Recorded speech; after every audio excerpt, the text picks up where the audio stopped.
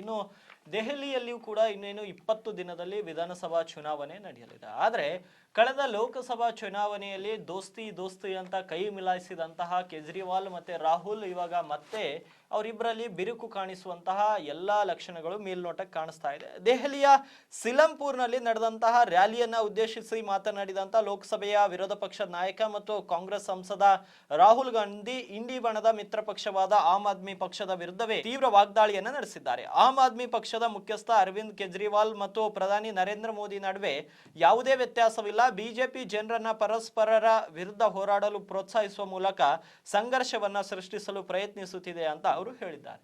Sir, ಹಂಗಿದ್ರೆ ಈ ರಾಹುಲ್ ಗಾಂಧಿ ಅವರು ನರೇಂದ್ರ ಮೋದಿ ಮತ್ತು ಕೇಜ್ರಿವಾಲ್ ಇಬ್ರು ಒಂದೇ ಅಂತ ಹೇಳ್ತಿದ್ರು ಸರ್. ಆದರೆ ಪಾಪ ಅವರಿಗೆ 2023 2024ರಲ್ಲಿ ಏನು ಚುನಾವಣೆಗಳು ನಡೆದ್ವು, ಅವಾಗ ಇವರು ಹಂಗಿದ್ರ ಅಂತ ನೆನಪಾಗ್ಲಿಲ್ವಾ ಸರ್ ಈ ಇಂಡಿ ಕೂಟಕ್ಕೆ ಸೇರಿಸ್ಕೊಳ್ಳುವ ಮೊದಲು ಅಂತ? ಹನುಮಂತವ್ರೆ, ನಿಮಗೆ ಹೇಳಬೇಕಾದ್ರೆ ಈ ರಾಜಕಾರಣಿಗಳ ಬಗ್ಗೆ ವಿಶ್ಲೇಷಣೆ ಮಾಡಲಿಕ್ಕೆ ನಾಚಿಕೆ ಆಗ್ತದೆ. ಇವರು ಯಾರ ಕಡೆ ಇರ್ತಾರೆ, ಯಾರ ಕಡೆ ಇರೋದಿಲ್ಲ ಎಂಬ ಹೇಳೋದು ಅವ್ರಿಗೆ ಹಾಡ್ದಂಥ ತಂದೆ ತಾಯಿಗೂ ಗೊತ್ತಾಗಲ್ಲ, ಅಥವಾ ಪರಮಾತ್ಮನಿಗೂ ಇವ್ರ ಬಗ್ಗೆ ಇನ್ನೂ ನೆಲೆ ಹತ್ತಿಲ್ಲ. ಯಾಕಂದರೆ ಇವರಿಗೆ ತಂದು ಒಂದು ಅಧಿಕಾರ ಸಿಗ್ತದೆ ಅಂತ ಗೊತ್ತಾದರೆ ಅವ್ರ ಅಪ್ಪಗೂ ವಿರೋಧ ಮಾಡ್ತಾರೆ. ಅಂತ ಉದಾಹರಣೆಗಳು ಬೇಕಾದಷ್ಟಿವೆ. ಯಾಕೆ ಹಿಂದಕ್ಕೆ ರಾಜರ ಮಹಾರಾಜರ ಅಪ್ಪಕ್ಕೊಂದು ಗಾದಿ ಮೇಲೆ ಕೂತಾರೆ, ಇವಾಗಲೂ ಇವ್ರು ಕೂಡ್ತಾರೆ. ಈ ರಾಜಕಾರಣಿಗಳು ರಾಹುಲ್ ಗಾಂಧಿಯವರಾಗಲಿ ಒಳ್ಳೆ ಮನೆತನದಿಂದ ಬಂದವರಿದ್ದಾರೆ, ಅಥವಾ ಒಳ್ಳೆ ಹೆಸರು ಪಡೆದಂಥವ್ರು. ಆಮೇಲೆ ನಮ್ಮದು ಆಮ್ ಆದ್ಮಿದವರಂತೂ ನಾವು ಸರಿಯಾಗಿ 24 ಕ್ಯಾರೆಟ್ ಬಂಗಾರ ಅಂತ ಹೇಳ್ಕೊಂಡು ರಾಜಕಾರಣಕ್ಕೆ ಬಂದಂಥ ಜನ.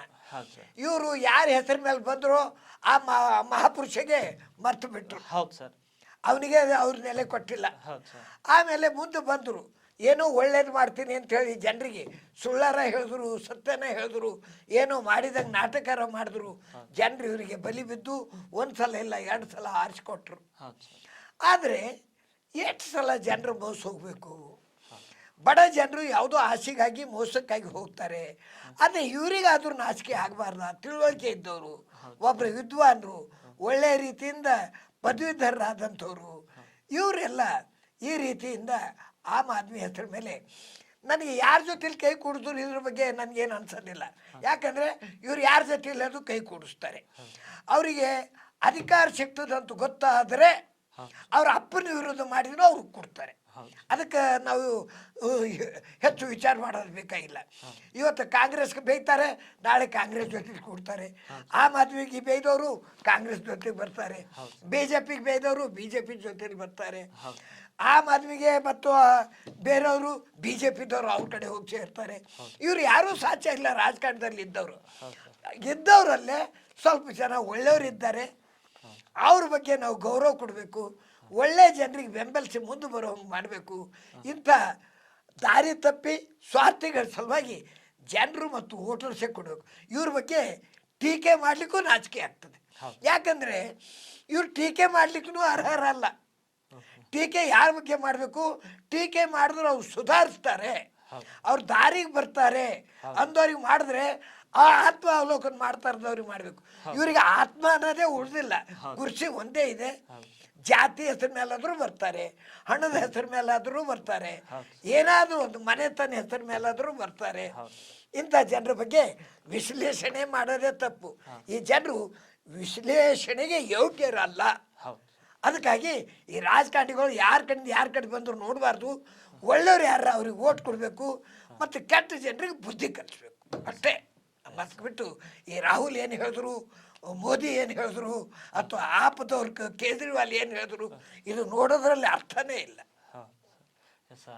ರಾಹುಲ್ ಗಾಂಧಿ ಅದೇ ರೀತಿ ಹೇಳ್ತಾರೆ, ನನಗೆ ಭಾರತ ಎಂದರೆ ಜನರಲ್ಲಿ ಯಾವುದೇ ದ್ವೇಷ ಇರಬಾರ್ದು ಮತ್ತು ಬಡವರು ದೊಡ್ಡ ಕನಸನ್ನು ಹೊಂದಿರಬೇಕು ಅಂತ ರಾಹುಲ್ ಗಾಂಧಿ ಇದೇ ವೇಳೆಗೆ ಘೋಷಣೆಯನ್ನು ಮಾಡ್ತಾರೆ. ಆದರೆ ಇದೇ ರಾಹುಲ್ ಗಾಂಧಿ ಆಮ್ ಆದ್ಮಿ ಪಕ್ಷದ ಜೊತೆಗೂಡಿ ಸೇರಿ ಭಾರತದಲ್ಲಿ ಪ್ರಜಾಪ್ರಭುತ್ವ ವಿನಾಶದ ಅಂಚಿನಲ್ಲಿದೆ ಅಂತ ಹೇಳಿಕೆಯನ್ನು ಕೂಡ ಇವರೇ ಕೊಟ್ಟಿದ್ರು ಸರ್. ಆದರೆ ಇವತ್ತು ನರೇಂದ್ರ ಮೋದಿ ಮತ್ತು ಕೇಜ್ರಿವಾಲ್ ಇಬ್ಬರು ಒಂದೇ ಅಂತ ಹೇಳಿಕೆ ಕೊಡ್ತಾ ಇದ್ದಾರೆ. ಆದರೆ 20 ದಿನದಲ್ಲಿ ದೆಹಲಿಯಲ್ಲಿ ಚುನಾವಣೆ ಇದೆ.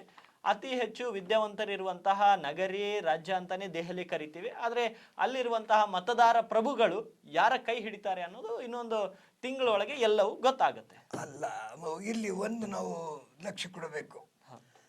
ಡೆಲ್ಲಿಯಲ್ಲಿ ವಿದ್ಯಾವಂತರಿದ್ದಾರೆ, ಬುದ್ಧಿವಂತರಿದ್ದಾರೆ, ಹೆಚ್ಚು ಕಲಿತವರಿದ್ದಾರೆ, ಆದ್ರೆ ಪ್ರಾಮಾಣಿಕವಾಗಿ ಮತದಾನ ಮಾಡೋರು ಇಲ್ಲ.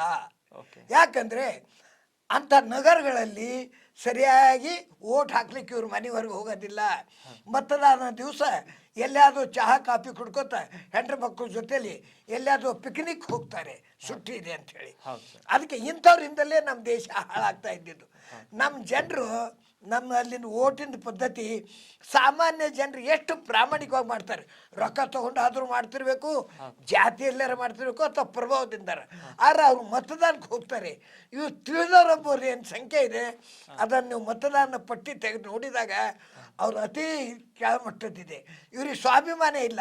ಅದಕ್ಕೆ ಸರ್ಕಾರ ಒಂದು ಕೆಲಸ ಮಾಡಬೇಕು, ಯಾರು ಮತದಾನ ಮಾಡೋದಿಲ್ಲ ಅವ್ರಿಗೆ ಸಿಟಿಜನ್ಶಿಪ್ ಇಲ್ಲ ಅಂಥೇಳಿ ಒಂದು ಘೋಷಣೆ ಮಾಡಿದ್ರೆ ಇವರೆಲ್ಲರಿಗೂ ಬುದ್ಧಿ ಬರ್ತದೆ, ಒಳ್ಳೆ ಜನರಿಗೆ ಓಟ್ ಹಾಕ್ತಾರೆ. ಬುದ್ಧಿವಂತರಿದ್ದಾರೆ ಅಲ್ಲಿ ಒಳ್ಳೆ ಜನರು ಓಟ್ ಹಾಕ್ತಾರಂತಲ್ಲ. ನಿಜವಾಗಿ ನಮ್ಮ ದೇಶ ಕೆಟ್ಟಿದ್ದು ಅಜ್ಞಾನಿಗಳಿಂದ ಅಲ್ಲ, ನಮ್ಮ ದೇಶ ಹಾಳಾಗ್ತಾ ಇರೋದು ಅತಿ ಹೆಚ್ಚು ಡಿಗ್ರಿ ಪಡೆದವರಿಂದ, ಅತಿ ಶಾಣೆಯರಿಂದ. ಕೊಲೆಗಡಕರು ಅವರೇ ಹೆಚ್ಚಿದ್ದಾರೆ, ಟೆರರಿಸ್ಟ್ ಅವರೇ ಇದ್ದಾರೆ, ಎಲ್ಲ ಒಳ್ಳೆ ರೀತಿಯಿಂದ ಕಲ್ತವ್ರು. ಸಾಮಾನ್ಯ ಜನರು ಹೊಲದಲ್ಲಿ ಕೆಲಸ ಮಾಡೋರು, ಕೂಲಿ ಮಾಡೋರು ಟೆರರಿಸ್ಟ್ ಆಗಿಲ್ಲ. ಅದಕ್ಕಾಗಿ ದಿಲ್ಲಿಯಲ್ಲಿ ಬುದ್ಧಿವಂತರಿದ್ದಾರೆ, ಶಾಣೆಯರಿದ್ದಾರೆ. ಏನಾಗ್ತದೆ ನೋಡಬೇಕು. ಏನೂ ಆಗೋದಿಲ್ಲ. ಇವರು ಸ್ವಲ್ಪ ಆಸೆ ಆಮಿಷ ತೋರಿಸ್ತಾರೆ, ಅವರು ತೋರಿಸ್ತಾರೆ. ಯಾರ್ದಾದ್ರೂ ಆಮಿಷಕ್ಕೆ ಜನರು ಬಲಿ ಬೀಳ್ತಾರೆ. ಮತ್ತು 5 ವರ್ಷ ಗೋಳಾಡ್ಕೊಂತ ನಮಗೆ ನೀರಿಲ್ಲ, ಅನ್ನ ಇಲ್ಲ ಅಂತ ಅಳ್ತಾರೆ.